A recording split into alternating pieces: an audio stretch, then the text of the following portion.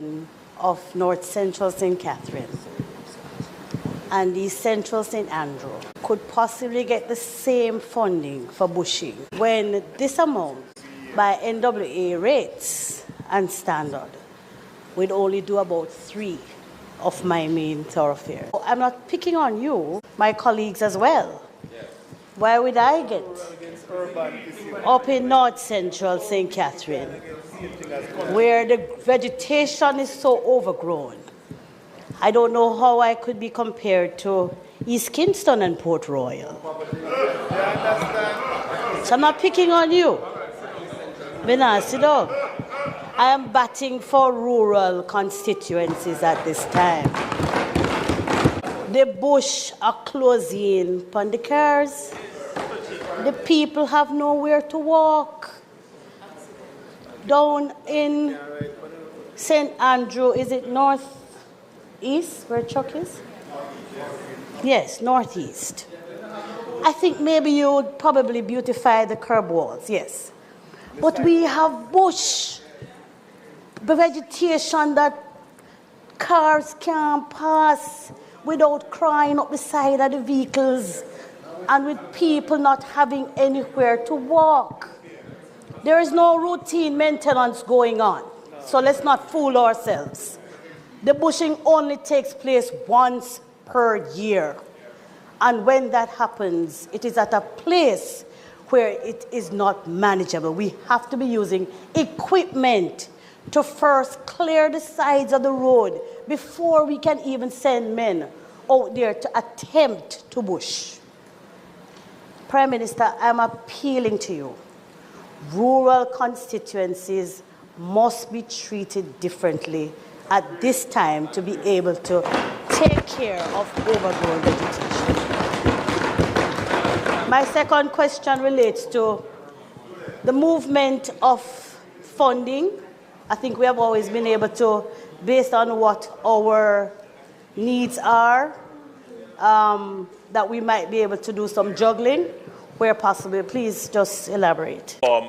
My permanent secretary, that I have no objections if a member of parliament were to decide to shift from bulky waste into bushing or from bushing into bulky waste. But there can be no compromise on the $2 million for cleaning drains and waterways, because if you note, it is more for vector control. So you can use this for vector control if you would like. But the threat now is mostly for standing water, where you are having rats and other vectors, mosquitoes. So if we would not allow you not to use that $2 million for that purpose, but you can move between bushing and bulky waste removal. There may be ways to craft programs that are specific to rural constituencies for which you would qualify as one, rather than to make a general allocation. Let me assure the entire Parliament, the NWA presented to the Cabinet a budget for recovery of roads for $35 billion. We were not able to allocate $35 billion all at once. We settled on an allocation of $5 billion.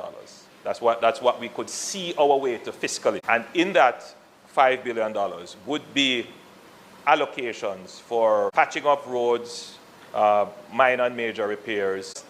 Allow me to just engage you for a few minutes. Please bear in mind that revenues have fallen.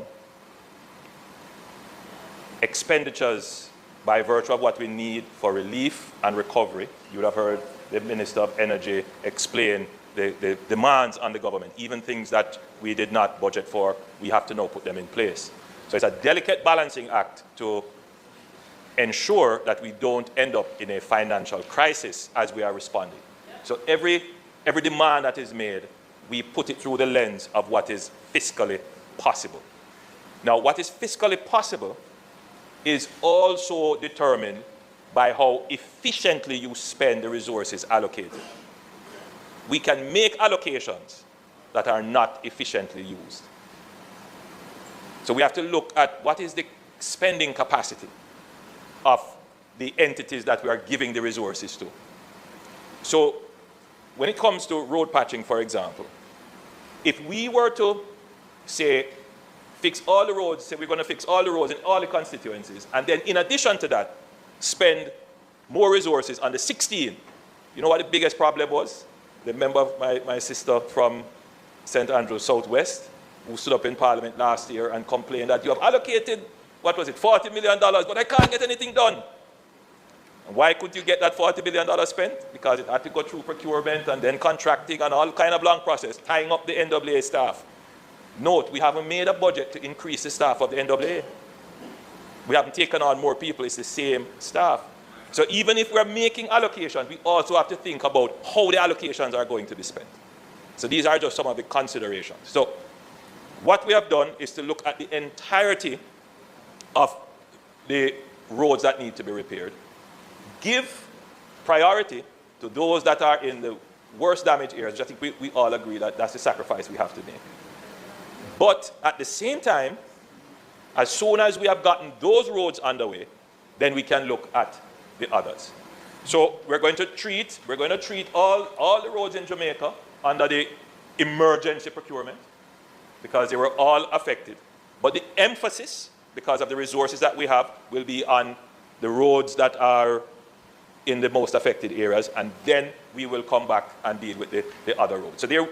So we have allocated $1.5 billion for patching. Note that last year, when we were impacted by the heavy rains after Beryl, we allocated $2 billion for patching island-wide. So we have allocated $1.5 billion. Note as well that out of that $5, we have already spent, because we have cleared almost all the roads. There are only 15 roads that are still blocked. And of that 15, some are blocked because, as you mentioned, landslides and slippages and waterlogged, which we just wouldn't be able to address those. So we have already spent in clearing that. As I speak today, all the roads you can drive on. There might still be some bush on the side of the road, but that's what the National Cleanup Program is designed to do. And that's why we'll work in coordination with the NWA and the JPS and NWC to make sure that we're not interfering with the civil works and the road furniture and the critical works that are along those roads. And that's the coordination of the National Cleanup Program. The overall coordination of the National Cleanup Program is the NSWMA. Yeah. Oh, the 10 million, right. So the usual. So the bulky waste is NSWMA. The cleanup and the management of the drain cleaning and so forth, vector control, that's NWA working with your Ministry of Health. So remember now, if you need to do vector control, contact your local Ministry of Health personnel to assist you either with baiting for rats or treating water or any of those activities that you would normally do in terms of ensuring that any standing water is not an environmental threat. What we're doing, yes, it's about relief from having the garbage, but it is also about making the community stronger. That, yes, you see this garbage, but plastics can be recycled, metals can be reused, and we want to get that kind of notion into the community. But we also want to take advantage of this period to rebuild community spirit, to get people to come out and clean their own communities. So that's the idea behind the expenditure. So it's not merely an expenditure, it's about multiplying the value of what we get from the expenditure.